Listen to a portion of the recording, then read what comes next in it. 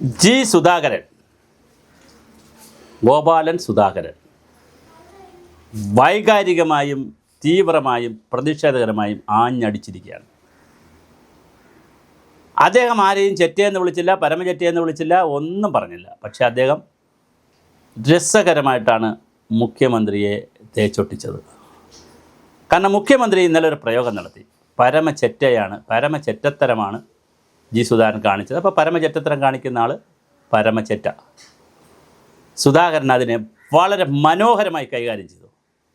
സാധാരണ ചെറ്റയെന്ന് വിളിച്ചാൽ തിരിച്ച് അയാളാണ് ചെറ്റയെന്ന് പറഞ്ഞ് അങ്ങനെയല്ലല്ലോ ചെയ്ത്.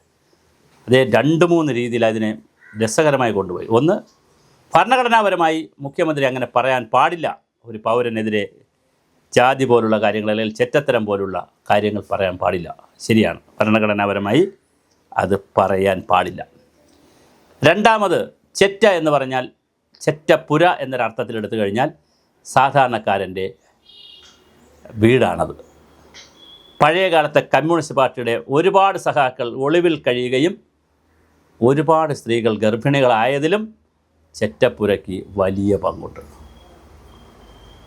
ഒരുപാട് അടിയന്തരാവസ്ഥ കാലത്തും അതിനു മുമ്പ് കമ്മ്യൂണിസ്റ്റ് പാർട്ടിയുടെ പ്രവർത്തന കാലത്ത് നൂറുകണക്കിന് ചെറ്റപ്പുരകളിലാണ് EMS അടക്കമുള്ള ആളുകൾ ഒളിച്ചിരുന്നത്. AK ഗോപാലനും AKജിയും P കൃഷ്ണപിള്ളയും EMSും അന്നത്തെ MN ഗോവിന്ദൻ നായർ അടക്കമുള്ള അന്നത്തെ പാർട്ടിക്കാരെല്ലാം മഹാഭൂരിപക്ഷം പേരും ഒളിച്ചിരുന്നത് ചെറ്റപ്പുരകളിലാണ്.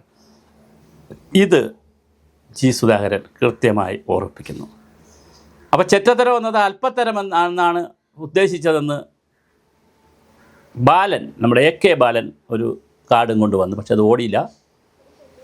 മുഖ്യമന്ത്രിയുടെ പ്രയോഗങ്ങൾ RSPയിൽ പ്രേമചന്ദ്രൻ CPMൽ നിൽക്കുന്ന സമയത്ത് വള്ളി നിക്കറിട്ടാലും അത് ബർമുട, അപ്പുറത്ത് പോയി ബർമുട ഇട്ടപ്പാൽ വള്ളി നിൽക്കാറ്. പരനാറി. മാതൃഭൂമിയിൽ ഒരാൾ നിരന്തരം ലേഖനം എഴുതുന്നു. പിണറായിയുടെ ഈ ഏകാധിപത്യത്തിനെതിരെയൊക്കെ എഴുതിയ ഒരു ഗോപാലകൃഷ്ണനെ എടോ ഗോപാലകൃഷ്ണ എന്ന് വിളിച്ച് വലിയ വിവാദമായെന്ന്. കാര്യം ഗോപാലകൃഷ്ണൻ അന്ന് ചീഫ് പത്രാധിപരാണ്. വലിയ വിവാദമായി. ഒരു പള്ളിയിലച്ഛൻ പിതാവ് അഭിപ്രായം പറഞ്ഞതിൻ്റെ പേരിൽ പിതാവിനെ നികൃഷ്ട ജീവി എന്ന് വിളിച്ചു. TP ചന്ദ്രശേഖരനെ കൊലംകുത്തി എന്ന് വിളിച്ചു. വേറൊരാളിനെ അട്ടം പരതി എന്ന് വിളിച്ചു. ഇതിൻ്റെയൊക്കെ അർത്ഥം എന്താണെന്ന് നമുക്കറിയത്തില്ല. എല്ലാം കൂതറ ലാംഗ്വേജുകളാണ്. ഒരു മുഖ്യമന്ത്രിയാണ് പറയുന്നത്. അപമാനമാണ് കേരളത്തിന്. ഞങ്ങൾക്കാണ് അപമാനം, താങ്കൾക്കൊരപമാനമില്ല. കാര്യം വെള്ളമടിച്ച് കോൺ തിരിഞ്ഞ് നടക്കുന്ന ആളിന് എന്ത് അപമാനം? മോഷ്ടിക്കുന്നവൻ എന്ത് അപമാനം? വ്യഭിചാരം നടത്തുന്നവർക്ക് എന്ത് അപമാനം? ലഹരി പദാർത്ഥങ്ങൾ ഉപയോഗിക്കുന്നവർക്ക് എന്ത് അപമാനം? അഭിമാനബോധമുള്ള എന്ത് ബോധം? താങ്കൾ പരമചെറ്റയെന്നും ജി സുധാകരനെ പറഞ്ഞപ്പോൾ ജി സുധാകരൻ അത് മനോഹരമായിട്ട് കൈകാര്യം ചെയ്തു. വളരെ മനോഹരമായി കൈകാര്യം ചെയ്തു. അദ്ദേഹം അതിൻ്റെ ആന്തരാർത്ഥവും ഡിക്ഷണറി അർത്ഥവും എല്ലാം പറഞ്ഞു. ഒരു കാരണവശാലും പിണറായി വിജയൻ്റെ ഈ പദപ്രയോഗങ്ങൾ താങ്കൾ മുഖ്യമന്ത്രി ആയിരുന്നതുകൊണ്ട് ബാക്കിയുള്ളവർ നിശബ്ദരായിരുന്നു കേൾക്കും. പക്ഷെ ഉള്ളിൽ പറയും, ഇയാൾ ആരാണ്, ഇയാൾ എന്ത് ചെറ്റത്തരമാണ് ഈ പറയുന്നതെന്ന്. ഓരോ മലയാളിയുടെയും 3 കോടി ഇത് കേൾക്കുന്ന 3 കോടി മലയാളികളുടെ മനസ്സിലും സുധാകരനെതിരെയല്ല ഈ വാക്ക് വരുന്നത്, തിരിച്ച് താങ്കൾക്കെതിരെയാണ്. കാരണം ജനാധിപത്യത്തിൽ ഇഷ്ടമുള്ള പാർട്ടിയിൽ ഇഷ്ടമുള്ള കാലം ഇഷ്ടമുള്ള സമയത്തോളം പ്രവർത്തിക്കാനും ഇഷ്ടക്കേട് തോന്നിയാലോ പാർട്ടിയുമായിട്ട് തെറ്റിയാലോ മാറാനുമൊക്കെ അവസരമുള്ള ഈ ജനാധിപത്യ സമൂഹത്തിൽ ആരും ചെറ്റയുമല്ല പരനാറിയുമല്ല.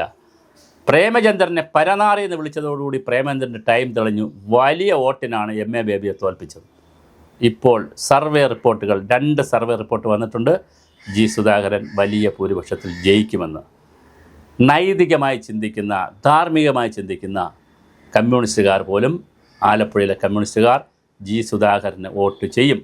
H സലാമിന് വോട്ട് ചെയ്യേണ്ടുന്ന നൈതികമായി ചിന്തിക്കുന്നവർ, ധാർമ്മികമായി ചിന്തിക്കുന്നവർ തീർച്ചയായിട്ടും ജി സുധാകരനാണ് വോട്ട് ചെയ്യാൻ പോകുന്നത്. അത് അങ്ങനെ വരൂ കേരളത്തിൽ. അപ്പോൾ തീർച്ചയായിട്ടും വളരെ രസകരമായ ഒരു പ്രയോഗമാണ് മുഖ്യമന്ത്രി നടത്തിയത്. അപ്പോൾ മുഖ്യമന്ത്രിയുടെ യഥാർത്ഥ മുഖം എന്ത് എന്നൊരു ചോദ്യമുണ്ട്. കാരണം ഒരാഴ്ച മുമ്പാണ് 2 ആഴ്ച മുമ്പാണ് മോഹൻലാലുമായി ഒരു സിനിമ ഡോക്യുമെൻ്ററി എടുത്ത് വളരെ കൊച്ചുകുട്ടികളെ വരെ പോലെ അഭിനയിച്ചു. വളരെ സോഫ്റ്റായിട്ടിരുന്നു. അതിനു മുമ്പേ ഒരു കപ്പിൽ ചന്ദ്രൻ്റെയും പ്രേമത്തിൻ്റെയും പ്രണയത്തിൻ്റെയൊക്കെ കഥയൊക്കെ ഇംഗ്ലീഷിൽ എഴുതി ആ കപ്പിൽ ചായയും കുടിച്ചുകൊണ്ടിരുന്നു. അത് ഫോക്കസ് ചെയ്ത് PR വർക്ക് ചെയ്തൊരു ഒരു പടമൊക്കെ വീഡിയോ ഒക്കെ പുറത്തു വന്നത്.